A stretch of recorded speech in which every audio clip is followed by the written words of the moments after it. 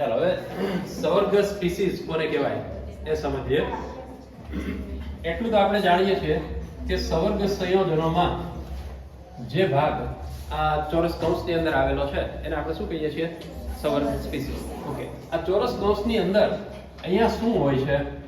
કાં તો મેટલ હોય છે અથવા તો ત્યાં શું હોય? મેટલ આયન, એટલે કે ધાતુ પરમાણુ અથવા તો ધાતુ આયન ત્યાં છે. અને એની સાથે અહીંયા નિશ્ચિત સંખ્યામાં શું જોડાયેલું હોય છે? ઋણ આયન અથવા તો તટસ્થ અણુઓ જોડાયેલા હોય છે. એટલે ઋણ આયન અથવા તટસ્થ અણુઓ જેને આપણે લિગેન્ડના નામથી ઓળખીએ છીએ. બરાબર? તો અહીંયા આ નિશ્ચિત સંખ્યામાં જોડાયેલા હોય, હું એને L વડે દર્શાવું છું. તો બસ આટલું સંયુક્ત રીતે સવર્ગ સ્પીસીઝ તરીકે ઓળખાય છે. એટલે સવર્ગ સ્પીસીઝમાં કોણ કોણ આવશે? મધ્યસ્થ ધાતુ પરમાણુ અથવા તો આયન તથા તેની સાથે નિશ્ચિત સંખ્યામાં જોડાયેલા ઋણ આયન અથવા તો તટસ્થ અણુઓ એટલે કે લિગેન્ડ સંયુક્ત રીતે શું કહેવાય છે? સવર્ગ સ્પીસીઝ કહેવાય છે. દાખલા તરીકે હું આમ લખું K4FeCN6, તેમાં આટલું જે ચોરસ કૌંસની અંદર છે એને શું કહીશું આપણે? સવર્ગ સ્પીસીઝ તરીકે ઓળખીશું. તો એની અંદર આ મેટલ આયન આવી ગયો અને આ નિશ્ચિત સંખ્યામાં જોડાયેલા લિગેન્ડ પણ આવી ગયા. એને સવર્ગ સ્પીસીઝ તરીકે આપણે ઓળખીશું. ક્લિયર છે? આવી રીતે હું આમ બીજું ઉદાહરણ આપી શકું. CONH3 4 time Cl2. તો આની અંદર સવર્ગ સ્પીસીઝ કોણ? ચોરસ કૌંસ છે સવર્ગ સ્પીસીઝ. એની અંદર આ ધાતુ આયન, એની સાથે નિશ્ચિત સંખ્યામાં જોડાયેલા આ ઋણ આયન અને આ તટસ્થ અણુ. તો આને શું કહેવામાં આવે છે? સવર્ગ સ્પીસીઝ તરીકે ઓળખવામાં આવે છે. ક્લિયર છે? ઓકે. નેક્સ્ટ જોઈએ આપણે મધ્યસ્થ પરમાણુ અથવા મધ્યસ્થ આયન.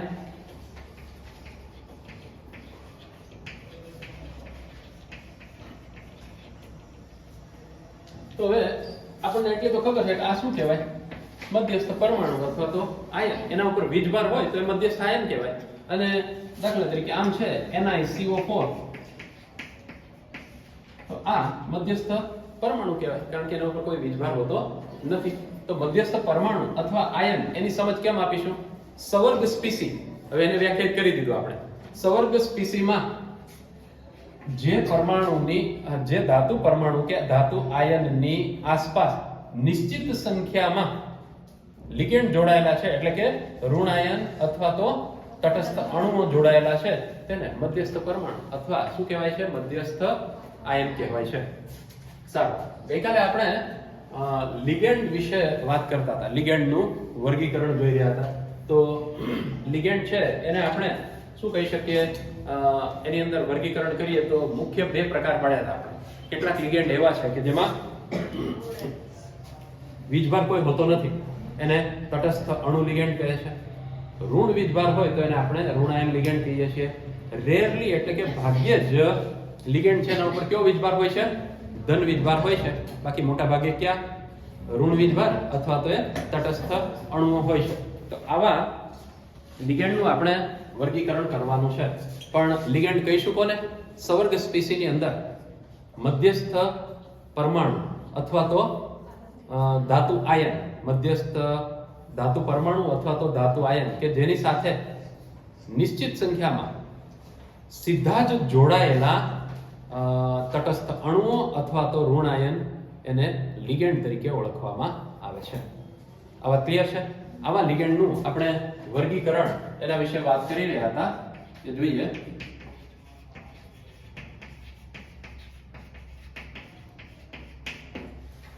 લિગેન્ડનું એક વર્ગીકરણ એના ઉપરના વીજભારના આધારે જોઈએ છે આપણે. ઋણ આયન અથવા તો તટસ્થ અણુ લિગેન્ડ મુખ્યત્વે જ છે એટલે જ સમજીએ આપણે.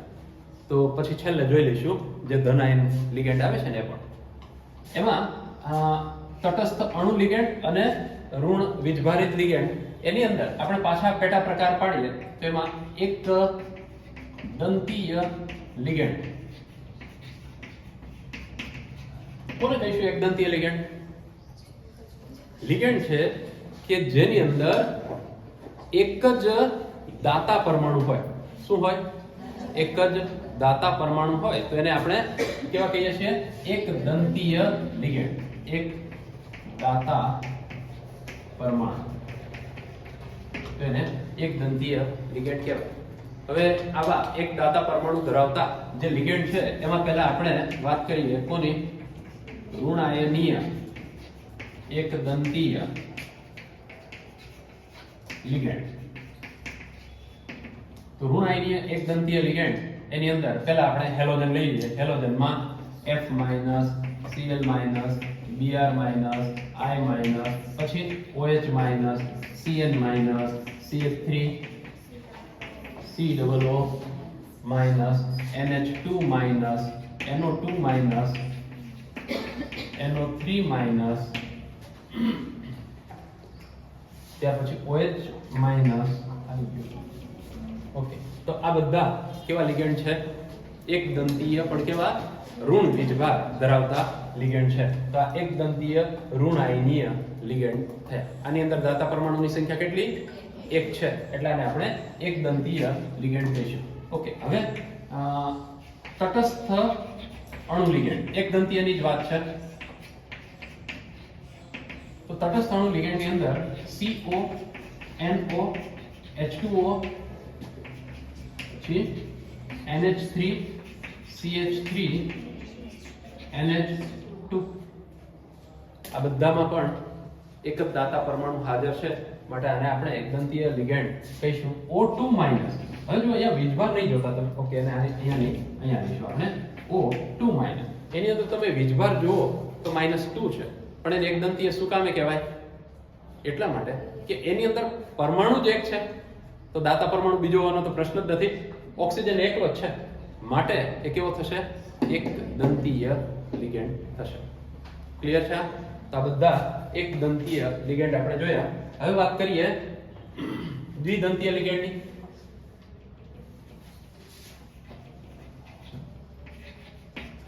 તો દ્વિદંતીય લિગેન્ડ એની અંદર શું હશે? બે દાતા પરમાણુ હશે. એમાં આપણે પહેલો પ્રકાર લઈએ છીએ ઋણ આયનીય દ્વિદંતીય લિગેન્ડ. તેમાં જો આવું આવે છે C2O4 2-, જેને ઓક્ઝેલેટ કહીએ છીએ આપણે. શું કહીએ છીએ? ઓક્ઝેલેટ. C2O4 ને છે ને ઘણી વખત આમાંય લખાય છે OX2-. એને ઘણી વખત આમ પણ લખાય છે COO-, ઘણી વખત હજી વધારે વિશેષ બંધારણ લખવું હોય તો આમ લખાય છે C double bond O O minus C double bond O O minus. આ બધી એક જ વસ્તુ છે. અને શું કહેવાય છે? આ બધાને ઓક્ઝેલેટ કહેવામાં આવે છે.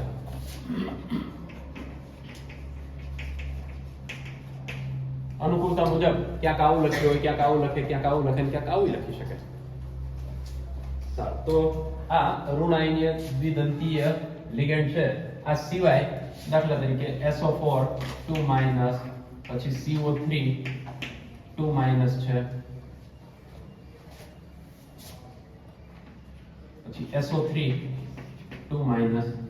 આ બધા ઋણ આયનીય દ્વિદંતીય લિગેન્ડ છે. એવી રીતે હવે તટસ્થ અણુ દ્વિદંતીય લિગેન્ડ છે એમાં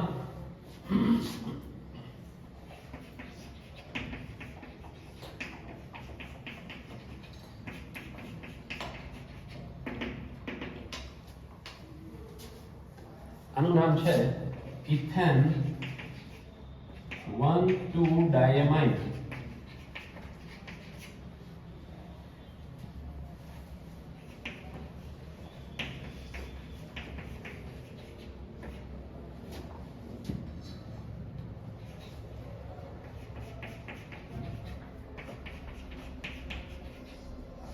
આનું નામ પ્રોપેન 1,3-diamine.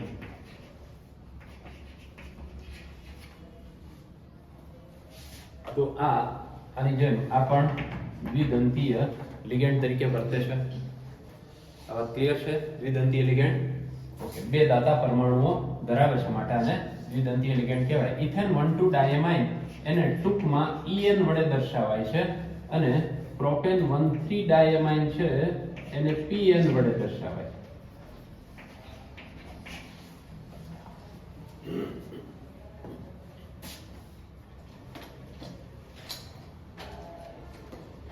દ્વિદંતીય છે અને બહુદંતીય આપણે કહી શકીએ. એક કરતા વધારે દાતા પરમાણુ ધરાવે તે બધા માટે શું કહેવાય? બહુદંતીય લિગેન્ડ કહેવાય. તો આપણે હવે કેટલાક અગત્યના બહુદંતીય લિગેન્ડ જોઈએ.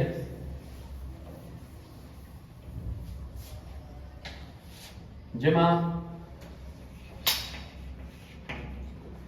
એક CH2 CH2 NH2 NH2 NH2 આ છે પ્રોપેન 1 2 3 ટ્રાયમાઇન. આ છે ત્રિદંતીય. કેવું છે લિગેન્ડ? ત્રિદંતીય લિગેન્ડ છે પ્રોપેન 1 2 3 ટ્રાયમાઇન. એને PTN વડે ટૂંકમાં દર્શાવાય છે.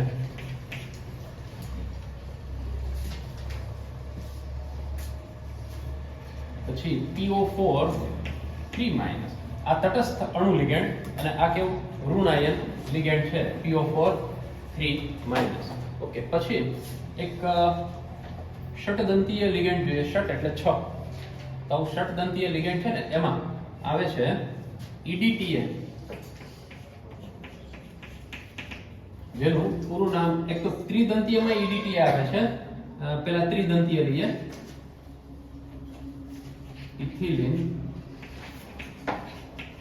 ડાયમાઇન ટ્રાય એસિટેટ. એ પાછું જુદું, બરાબર. ટેટ્રાએસિટેટ છે ને એ ષટદંતીય છે, બરાબર. અને આપણે અહીંયા જે EDTA લઈએ છે ને એ ટ્રાય એસિટેટ વાળું લઈએ, બરાબર. તો પહેલા તો ઇથિલિન. ઇથિલિન એટલે શું? CH2 દ્વિબંધ CH2, આનું નામ ઇથિલિન. ઓકે, હવે ઇથિલિન ડાયએમાઇન. તો ઇથિલિન ડાયએમાઇન, આ એક બાજુ NH2 અને આ બીજી બાજુ NH2, આને કહેવાય ઇથિલિન ડાયએમાઇન. હવે એસિટેટ સમૂહ જોડવાના છે. તો જો અહીંયા બે હાઇડ્રોજનને હટાવ્યા એટલે બે સંયોજકતા ખાલી પડી. એસિટેટ એટલે CH3COOH, પણ એમાંથી એક હાઇડ્રોજન ઓછો કરીએ તો આની સાથે જોડાઈ શકે એટલે CH2COO-. CH2COO-. CH2COO-. તો આ થઈ ગયું ઇથિલિન ડાયમાઇન ટ્રાયએસિટેટ. જો એક એસિટેટ, બે એસિટેટ, ત્રણ એસિટેટ એટલે ટ્રાયએસિટેટ. આ છે ને પંચદંતીય લિગેન્ડ છે. કેવું છે? પંચદંતીય. પંચદંતીય એટલે એનો અર્થ એવો થાય કે આની અંદર દાતા પરમાણુઓ છે. કેટલા છે? 5 છે. એવી રીતે હું ટેટ્રા એસિટેટ કરી નાખું. CH2C double bond O. આ ટ્રાય ની જગ્યાએ આપણે શું કરી નાખ્યું? Tetra acetate. તો આ હવે કેવું થશે? ષટદંતીય. કેવું ગણાશે? ષટદંતીય લિગેન્ડ ગણાશે. એટલે કે આ એક જ લિગેન્ડ છે ને એ કેટલા સવર્ગ સહસંયોજક બંધ બનાવી શકશે? એક ધાતુ આયન સાથે 6 સવર્ગ સહસંયોજક બંધ બનાવી શકશે. આ વાત ક્લિયર છે? ઓકે, હવે આ બધા લિગેન્ડ છે ને એનું નામકરણ હોય છે. તો તમને ઋણ આયન અને તટસ્થ અણુના નામ આવડતા હોય ને તો એના ઉપરથી લિગેન્ડના નામ છે એ આવડી જશે. એટલે આપણે શું કરીએ છીએ કે હવે જે લિગેન્ડ લખ્યા છે ને એના બધાના નામ જોઈ લઈએ. આ નામ તમારે આવતીકાલે યાદ રાખીને આવવાનું છે.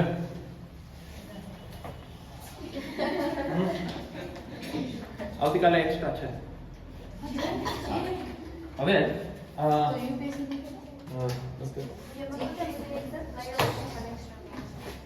લિગેન્ડના વર્ગીકરણમાં આપણે એકદંતીય લિગેન્ડ, પછી દ્વિદંતીય, બહુદંતીય આવા લિગેન્ડ છે એના વિશે વાત કરી.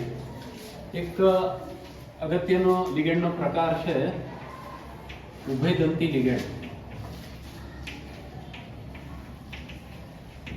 આનો અર્થ શું થાય એ સમજીએ. પહેલી વસ્તુ, ઉભયદંતી લિગેન્ડ છે એ હંમેશા કેવા હશે? બહુદંતીય લિગેન્ડ હશે. એનો અર્થ એમ થયો કે ક્યારેય એકદંતીય હોતા નથી અને છતાં જ્યારે ધાતુ પરમાણુ કે ધાતુ આયન સાથે જોડાય છે ત્યારે તે એની સાથે એક જ દાતા પરમાણુનો ઉપયોગ કરે છે. બરાબર સમજો. દાખલા તરીકે આપણે આમ લઈએ C2O4 2-. આ કહેવાય કેવું બહુદંતીય લિગેન્ડ કહેવાય, પણ જો આના એક જ દાતા પરમાણુનો ઉપયોગ કરે તો ઉપયોગ એકનો જ કરે છે. બરાબર. આવા કેટલાક લિગેન્ડ છે કે જે વાસ્તવિક રીતે છે બહુદંતી, એટલે કે એક કરતા વધુ દાતા પરમાણુઓ ધરાવે છે, પણ એમાંથી ઉપયોગ કરે છે માત્ર એકનો.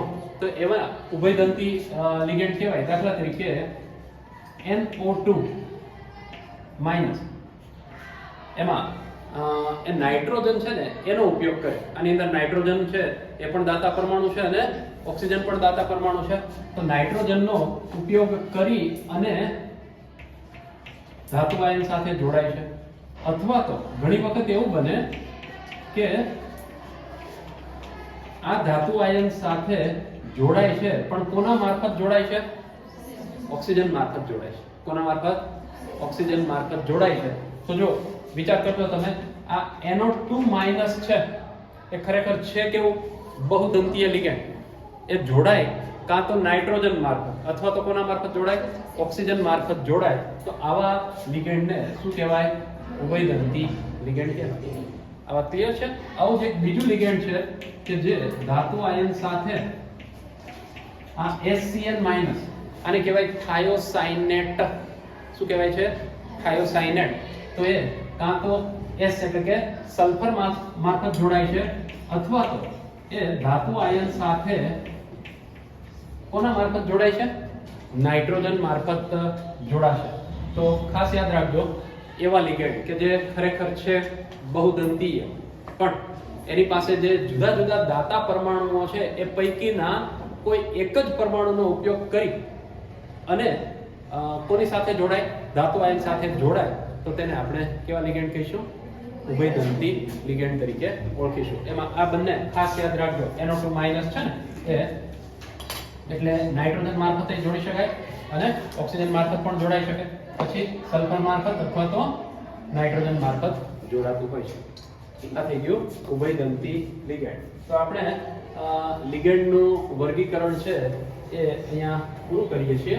પછી સવર્ગ સંયોજનોને લગતી કેટલીક અગત્યની ટર્મ્સ છે, એમાંથી આપણે 2 કે 3 જોઈએ ને. નેક્સ્ટ જોઈએ કઈ છે? હવે સવર્ગાંક. બરાબર. નેક્સ્ટ છે સવર્ગાંક. આખું અગત્યનું છે, ધ્યાન આપજો બરાબર. સવર્ગાંક કોને કહેવાય? આપણે સવર્ગ સ્પીસી જાણીએ છીએ કે જે ક્યાં આવેલ છે? ચોરસ કૌંસની અંદર સવર્ગ સ્પીસી છે. સારું. એની અંદર મધ્યમાં હોય છે કોણ? ધાતુ પરમાણુ કે આયન. એની સાથે કોણ જોડાય? લિગેન્ડ. લિગેન્ડ કેવી રીતે જોડાય? દાતા પરમાણુઓ મારફત. જે દાતા પરમાણુ છે એના મારફતે જોડાય છે ધાતુ આયન સાથે. તો હવે સવર્ગાંક કેવો કોને? બરાબર સમજો. ધાતુ આયન સાથે ડાયરેક્ટ જોડાયેલ દાતા પરમાણુ ની સંખ્યા ના આધારે સવર્ગાંક નક્કી થાય છે. ધાતુ આયન છે એની સાથે કોણ જોડાયેલું હોય? લિગેન્ડ. કોના મારફત જોડાયેલો હોય? દાતા પરમાણુ. તો ડાયરેક્ટ દાતા પરમાણુ કે જે કોની સાથે જોડાયેલો છે? ધાતુ આયન સાથે, એની સંખ્યા એનો સવર્ગાંક. આટલું ક્લિયર છે? અહીંયા તમને એમ થાય કે તમે ડાયરેક્ટ જોડાયેલો એવું શું કામ કહ્યું? એની પાછળનું કારણ સમજાય છે. સીધો જ જોડાયેલો દાતા પરમાણુ. દાખલા તરીકે હમણાં જ આપણે ઉદાહરણ જોયું NO2. મને કહો આની અંદર દાતા પરમાણુ કેટલા? 2. જોડાયેલો છે કોના મારફત? નાઇટ્રોજન મારફત. એક મારફત જ જોડાયેલો છે. હું એમ કહું કે દાતા પરમાણુઓની સંખ્યા સીધે જ જોડાયેલા એમ ન કહો અને ખાલી દાતા પરમાણુઓની સંખ્યા કહો તો શું થાય? તમે આની અંદર આનો સવર્ગાંક 2 સમજી લો. બરાબર છે? એટલે તમારે આ શબ્દનો ઉલ્લેખ કરવો જોઈશે કે ધાતુ આયન સાથે સીધા જ જોડાયેલ જે દાતા પરમાણુઓ છે ને એની સંખ્યા, એને કહેવામાં આવે છે સવર્ગાંક. ઓકે. બીજી એક રીતે વ્યાખ્યાયિત કરી શકાય. હું એમ કહી શકું કે ધાતુ આયન છે એની સાથે લિગેન્ડ જોડાય છે એ જેટલા બંધ મારફત જોડાય છે એને સવર્ગાંક કહેવાય? નહીં કહેવાય. એવું શું કામ નહીં કહેવાય એ પણ સમજી લઈએ. ધાતુ આયન છે ને એની સાથે ઘણી વખત કાર્બોનિલ સમૂહ જેવા લિગેન્ડ જોડાય છે અને જોડાય ને ત્યારે ધાતુ આયન સાથે સવર્ગ સહસંયોજક બંધ બનાવે ને, સિગ્મા બંધ, એની સાથે સાથે પાઈ બંધ પણ બનાવે છે. તો આ પાઈ બંધને ક્યારેય ધ્યાનમાં લેવાના હોતા નથી સવર્ગાંકમાં. એટલે તમારે તો અહીંયા સ્પષ્ટતા કઈ કરવી પડશે કે ધાતુ આયન સાથે જોડાયેલ સિગ્મા બંધની સંખ્યા, સવર્ગ સહસંયોજક બંધ છે એમાં કયો બંધ? સિગ્મા બંધ છે, એની સંખ્યા એને સવર્ગાંક કહેવાશે. તમે સિગ્મા બંધ એવો ઉલ્લેખ ન કરો તો એને ખોટી પાડી શકાય વ્યાખ્યા. પેલામાં સીધા જ જોડાયેલા એમ ન લખો તો વ્યાખ્યાને ખોટી પાડી શકાય. એટલે કાં તો લખો સીધા જ જોડાયેલા લખો, અથવા સવર્ગ સહસંયોજક બંધની તમે લખો ને સંખ્યા, તો ત્યાં તમારે લખવાનું સવર્ગ સહસંયોજક બંધ પૈકીના સિગ્મા બંધ દ્વારા જે જોડાયેલા છે એ જ શું ગણાશે? સવર્ગાંક ગણાશે. આ વાત ક્લિયર? ઓકે, તો નેક્સ્ટ જોઈએ સવર્ગાંક પછી શું આવે છે? સવર્ગ પ્રભાવ ક્ષેત્ર. ઓકે, એ શબ્દ જુદા જુદા છે, બાકી સવર્ગ પ્રભાવ ક્ષેત્ર એટલે શું? જે સવર્ગ સ્પીસી છે ને એ જ સવર્ગ પ્રભાવ ક્ષેત્ર બનશે. એટલે કે સવર્ગ સંયોજન છે એની અંદર ચોરસ કૌંસમાં જે રહેલું છે એમાં કોણ કોણ? ધાતુ આયન અને એની સાથે જોડાયેલા લિગેન્ડ. તો બસ આ જ કહેવાય છે સવર્ગ પ્રભાવ ક્ષેત્ર. એટલે જો એની વ્યાખ્યા તમને આ રીતે આપી છે: મધ્યસ્થ પરમાણુ કે આયન અને તેની સાથે જોડાયેલા લિગેન્ડને ચોરસ કૌંસમાં સમાવે છે સામૂહિક રીતે. શું કહેવાય છે? સવર્ગ પ્રભાવ ક્ષેત્ર કહેવાય છે. ઓકે, હવે નેક્સ્ટ જોઈએ સવર્ગ બહુફલક.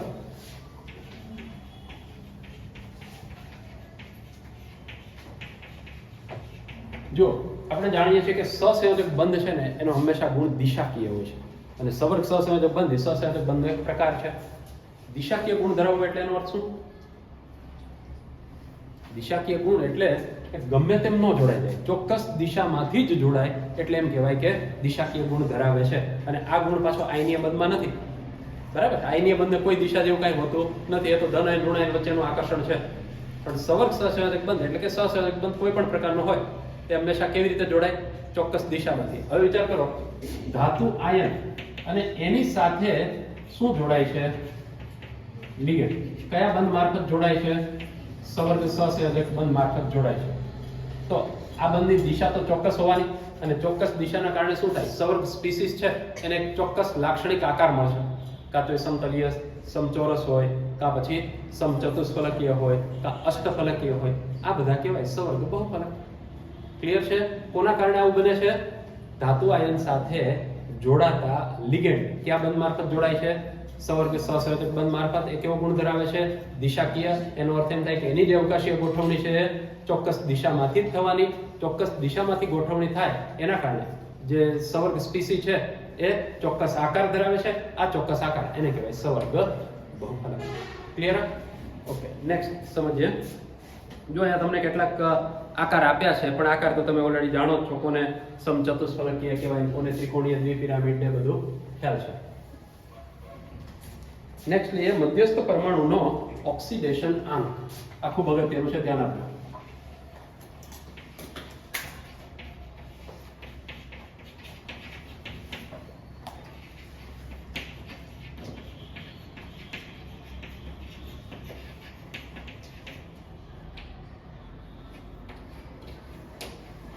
હવે જુઓ, મધ્યસ્થ પરમાણુનો ઓક્સિડેશન આંક.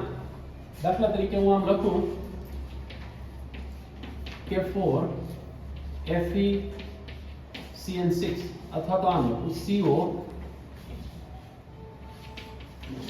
NH3 4 times Cl2Cl. પહેલું સંયોજન લખ્યું એમાં મધ્યસ્થ પરમાણુ કોણ? Fe. આનો ઓક્સિડેશન આંક છે એ મારે ગણવો છે. કેમ ગણી શકાય? સૌથી પહેલું પ્રતિ આયનને દૂર કરી નાખો. શું કરશો? પ્રતિ આયન કોણ છે અહીંયા? K+. કેટલા છે? 4 છે. 4 K+ ને હું દૂર કરીશ એટલે અહીંયા વીજભાર કેટલો આવશે? -4. આ તો આપણને ખબર જ હોય. બરાબર? એવી રીતે આમાંથી પ્રતિ આયન કોણ? Cl-. એને હું દૂર કરું તો આના પર શું આવશે? વીજભાર પ્લસ વીજભાર આવશે. હવે તમારે જો આનો ઓક્સિડેશન આંક નક્કી કરવો હોય કોનો? મધ્યસ્થ પરમાણુનો, તો એની સાથે જોડાયેલા તમામ લિગેન્ડને ઇલેક્ટ્રોન યુગ્મની સાથે દૂર કરી દો. શું કરવાનું છે? તેની સાથે જોડાયેલા તમામ લિગેન્ડને તેના ઇલેક્ટ્રોન યુગ્મ સાથે દૂર કરો, ત્યારે જે વીજભાર મધ્યસ્થ પરમાણુ ઉપર આવે એનો ઓક્સિડેશન આંક. ક્લિયર છે? ઓકે, હવે અહીંયા લિગેન્ડ તરીકે કોણ છે? લિગેન્ડ તરીકે Cn- છે. Cn નથી જ, આ બરાબર યાદ રાખજો. કોણ છે? Cn માઈનસ છે. તો અહીંયા 6 Cn માઈનસ છે. 6 Cn માઈનસ ને હું દૂર કરું, બરાબર સમજો. 1 Cn માઈનસ ને હું દૂર કરું એટલે +1 ચાર્જ આના ઉપર છોડીને જાય. આ ક્લિયર છે? ઓકે. આવા કેટલા Cn છે? 6. તો આના ઉપર કેટલો ચાર્જ આવે? +6 આવશે ને, બરાબર છે. એટલે અહીંયા આના ઉપર ચાર્જ આવી જાય +6, આને હું દૂર કરું ત્યારે. આ ક્લિયર? અને ઉપર છે કેટલો ચાર્જ? -4 ચાર્જ છે. એટલે તમારે આ બેયનો ટોટલ કરો ત્યારે આના ઉપર જે વીજભાર આવે એ આનો ઓક્સિડેશન અંક થશે. ક્લિયર? આ સમજાય છે? શું કરવાનું? આ બેયનું ટોટલ. આનો કેટલો? -6, બરાબર. તો આનો કેટલો હોય તો ઉપર -4 વધે, +2. એટલે આનો ઓક્સિડેશન અંક થશે +2. ક્લિયર? -6 છે, 6 ને દૂર કરું એટલે -6 થાય, બરાબર. હવે આના ઉપર +2 હોય તો જ ઉપર -4 આવે હોય. ઓકે. એવી રીતે આની વાત કરીએ. હું કેટલા એમોનિયાને દૂર કરું છું? 4 એમોનિયાને દૂર કરું છું. એમોનિયા ઉપર વીજભાર કેટલો? 0. તટસ્થ છે એટલે 0. ઓકે. એને ઇલેક્ટ્રોન યુગ્મ સાથે દૂર કરીએ, એની અસર આના ઉપર કાંઈ પડશે નહીં પડે. ઓકે. 2 Cl ને દૂર કરું, -2 એટલે આના ઉપર કેટલો છોડીને જશે? +2. એમ થાય ને? પણ આ બધાનું ટોટલ ઉપર કેટલું છે? +1 છે. તો +1 થવું જોઈએ. આ -2 છે, કેટલો હોય? +3. ક્લિયર? બરાબર. આ +3 હોય તો જ અહીંયા ઉપર શું આવે? +1 આવશે. ઓક્સિડેશન અંક ગણવાની રીત તો એકદમ સરળ છે. તમને લિગેન્ડ ઉપરનો વીજભાર ખબર છે તો તમે એકદમ સરળતાથી ગણી શકો. કૌંસની અંદર જે કાંઈ હોય ને એ બધાના ઓક્સિડેશન અંકનો તમે સરવાળો કરો ને તો કૌંસ ઉપર જે વીજભાર આવે છે એ ટોટલ થશે બધાનું. અહીંયા આનો વત્તા આનો વત્તા આનો ઓક્સિડેશન અંક બરાબર +1. એટલે આપણે જેમ હવે ન ગણતા રેડોક્સમાં એમ હું લખી શકું. જો CO નો ઓક્સિડેશન અંક વત્તા 4 એમોનિયાનો ઓક્સિડેશન અંક વત્તા 2 Cl નો ઓક્સિડેશન અંક ઇઝ ઇક્વલ ટુ શું લખું? +1. અંદર CO નો મને નથી ખબર, x લખું. +4 એમોનિયા લિગેન્ડ છે 0, તટસ્થ લિગેન્ડ હોવાથી, વત્તા 2 Cl નો -1 ઇઝ ઇક્વલ ટુ +1. અંદર x -2 ઇઝ ઇક્વલ ટુ +1. અંદર x is equal to +1 +2 is equal two +3. એટલે આ રીતે ઓક્સિડેશન અંક આનો ગણી શકાશે. ક્લિયર છે? ઓક્સિડેશન અંકની ગણતરી તો તમે 11 માં શીખી ગયા છો એટલે અત્યારે આવડે જ આવડે ને?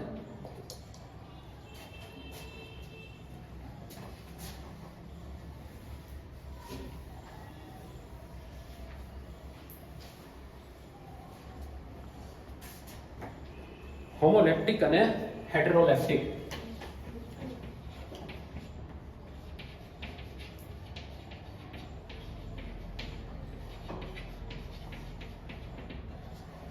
કોને આપણે હોમોલેપ્ટિક સંકીર્ણ કહીશું? એકદમ સરળ વાત છે. દાખલા તરીકે હું આમ લખું CO NH3 6 times Cl3. આમાં મધ્યસ્થ ધાતુ પરમાણુ કે આયન એની સાથે કેટલા લિગેન્ડ જોડાયેલા છે?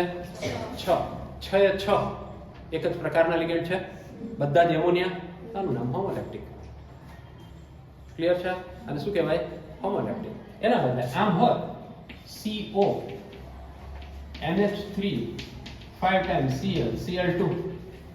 આની અંદર 6 લિગેન્ડ તો 6 જ છે પણ બે પ્રકારના છે, એક Cl છે બીજો એમોનિયા છે. તો આને આપણે શું કહીશું? હેટેરોલેપ્ટિક સંકીર્ણ તરીકે ઓળખીશું. તો હોમોલેપ્ટિક અને હેટેરોલેપ્ટિક. ક્લિયર છે? ઓકે. આપણે એક કેન્દ્રીય સંવર્ગ સ્પીસીસના સૂત્રો સમજીએ ને એ પહેલા કિલેટિંગ લિગેન્ડ એટલે શું એ સમજીએ. હવે જુઓ, આપણે એવું જાણીએ છીએ કેટલાક લિગેન્ડ છે એ બહુદંતીય છે અને બહુદંતીય લિગેન્ડ છે એ જ્યારે ધાતુ આયન સાથે જોડાય છે અને ત્યારે પોતાના એક કરતા વધારે દાતા પરમાણુઓનો ઉપયોગ કરે છે. જેમ કે અહીંયા એક ધાતુ આયન છે એની સાથે આ લિગેન્ડ જોડાય છે NH2 CH2 CH2 NH2. અહીંયા આ બે દાતા પરમાણુ તરીકે કોણ? નાઇટ્રોજન. અહીંયા પણ નાઇટ્રોજન, અહીંયા પણ નાઇટ્રોજન. આ દાતા પરમાણુઓ વડે એ આની સાથે જોડાય ધાતુ આયન સાથે.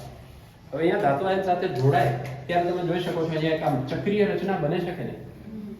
બરાબર. તો આ પ્રકારના લિગેન્ડ, પહેલી વાત, કિલેટિંગ લિગેન્ડ હંમેશા બહુદંતીય લિગેન્ડ હશે અને એક કરતા વધારે દાતા પરમાણુઓનો ઉપયોગ કરી એક જ સમયે એક જ ધાતુ આયન સાથે બંધ બનાવશે. પરિણામે રચના કઈ બનશે? ચક્રીય રચના બનશે. તો આને કિલેટ તરીકે ઓળખવામાં આવે છે. અને યાદ રાખજો, કિલેટ છે ને એ બને ને ત્યારે હંમેશા સંયોજનની સ્થિરતા વધારે હોય. 6 એકલ બંધ બને, દાખલા તરીકે આમ છે M+ અને એની સાથે આ રીતે 6 સવર્ગ સહસંયોજક બંધ બને છે અને એમ સમજી લો કે બધા એક દંતીય લિગેન્ડ વડે, કોના વડે? એક દંતીય લિગેન્ડ વડે બને છે. અને અહીંયા જે આવી રીતે 6 સવર્ગ સહસંયોજક બંધ બને છે એમાં ઉપયોગ કોનો થાય છે? બહુદંતીય લિગેન્ડનો. તો આ ખુલ્લા સંયોજન કરતા ચક્રીય સંયોજન છે એની સ્થિરતા હંમેશા કેવી હશે? વધારે હશે.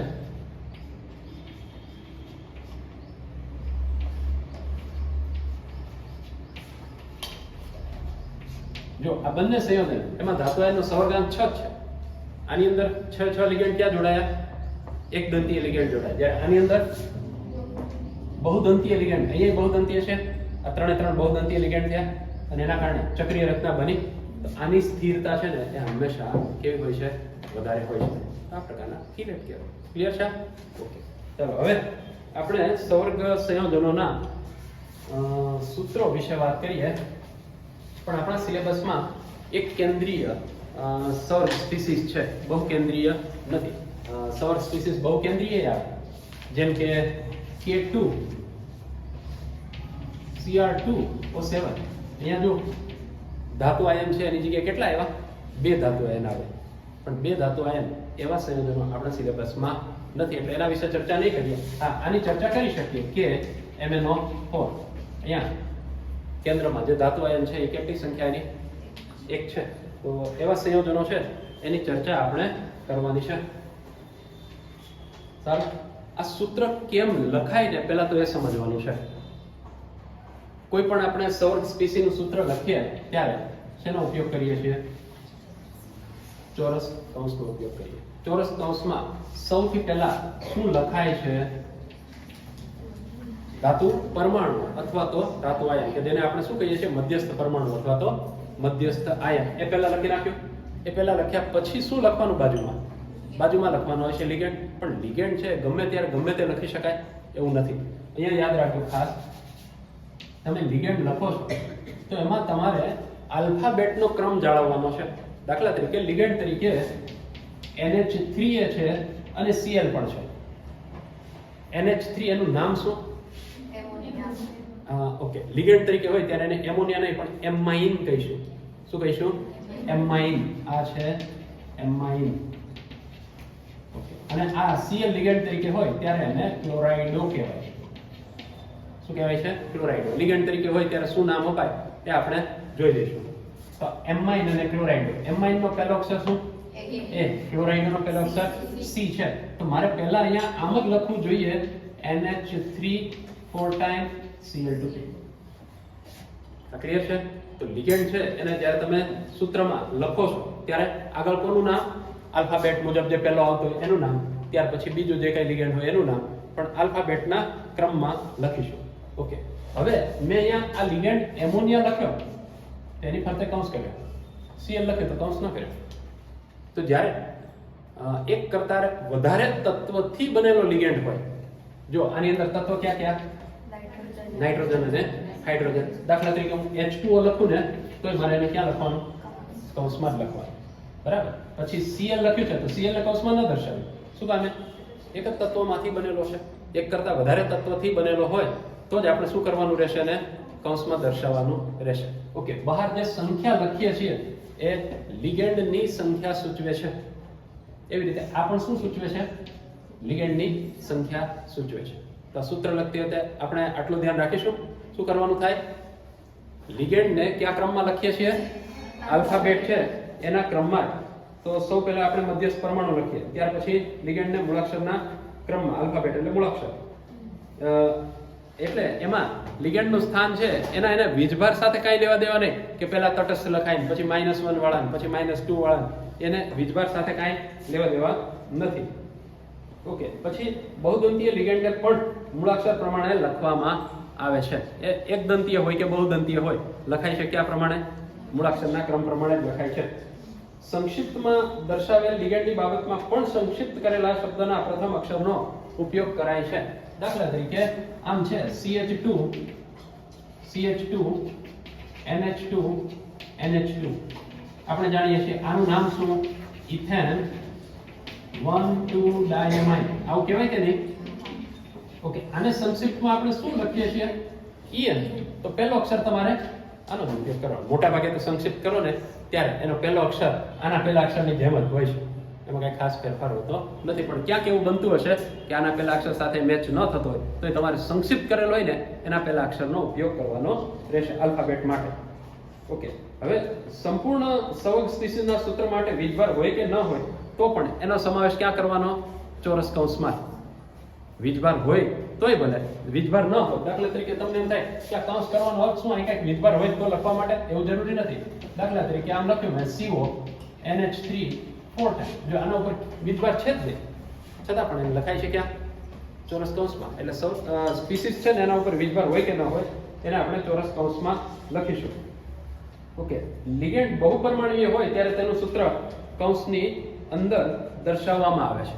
એટલે હમણાં જ આપણે જોઈ ગયા આ બહુપરિમાણીય છે માટે એને આપણે શું કરીશું? કૌંસની અંદર જ દર્શાવીશું. H2O બહુપરિમાણીય છે એને કૌંસની અંદર દર્શાવીએ છીએ. એક પરિમાણીય હોય તો કૌંસમાં લખવાનું થતું નથી જ. આ વાત ક્લિયર? પછી C2O4 આ ઓક્ઝેલેટ છે. હવે હું ઓક્ઝેલેટને આમ લખું ને OX તો પછી મારે એને કૌંસમાં જ દર્શાવવું. ખ્યાલ આવી ગયો? C2O4 છે એને આપણે કૌંસમાં દર્શાવીએ છીએ, પણ આવી રીતે સંક્ષિપ્ત કરીને કોઈના માટે લખેલું હોય તો એને હંમેશા ક્યાં લખાશે? કૌંસની અંદર. જુઓ તમને એમાં આપેલું છે લિગેન્ડના સંક્ષિપ્ત નામો પણ કૌંસમાં દર્શાવાય છે. ઓક્ઝેલેટ માટે મેં OX કરી નાખ્યું તો એને કૌંસમાં જ આપણે દર્શાવીશું. ઓકે, સવર્ગ પ્રભાવ ક્ષેત્રમાં લિગેન્ડ અને ધાતુ આયન વચ્ચે જગ્યા ન હોવી જોઈએ. અહીંયા આમ મારે ન લખવું જોઈએ.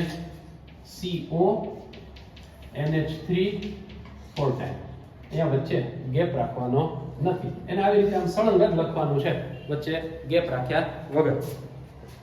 ઓકે, જ્યારે વીજભાર ધરાવતા સવર્ગ સ્પીસીનું સૂત્ર લખવાનું હોય ત્યારે પ્રતિ આયનના વીજભાર સિવાય લખાય છે. વીજભારને ચોરસ કૌંસની બહાર મૂર્ધક તરીકે દર્શાવાય છે, આપણે જાણીએ છીએ. દાખલા તરીકે મારી પાસે એક સંયોજન આવું છે CO NH3 4 time Cl2 Cl. આમ છે, મારે અહીંયા પ્રતિ આયન નથી લખવો તો Cl માઇનસ દૂર થાય ત્યારે આના ઉપર શું આવશે? વીજભાર. એ ક્યાં લખાય? મૂર્ધક તરીકે. મૂર્ધક એટલે શું? ઉપર, સુપરસ્ક્રિપ્ટ, જેને મૂર્ધક કહેવાય. સબસ્ક્રિપ્ટ એટલે નીચે. આમ H2O માં આ સબસ્ક્રિપ્ટ કહેવાય, આ શું છે? સુપરસ્ક્રિપ્ટ. જમણી બાજુએ ચોરસ કૌંસની ઉપર આપણે વીજભાર દર્શાવવાનો રહેશે. પછી આમ હોય તો એમ કરી શકો છો K4 FeCN6 છે. હવે તમને એમ કહેવામાં કે આને પ્રતિ આયન સિવાય લખો તો અહીંયાથી હું આ 4K+ કાઢી નાખું તો આમ લખી શકાય FeCN6 4- 4K+ હટાવે એટલે 4-. પણ એ લખવાનું ક્યાં? જમણી બાજુ મૂર્ધક તરીકે લખવાનું રહેશે. વીજભારની સંજ્ઞા સહિત, એટલે કે ધન વીજભાર છે કે ઋણ વીજભાર એવી સંજ્ઞા આપણે દર્શાવવાની રહેશે.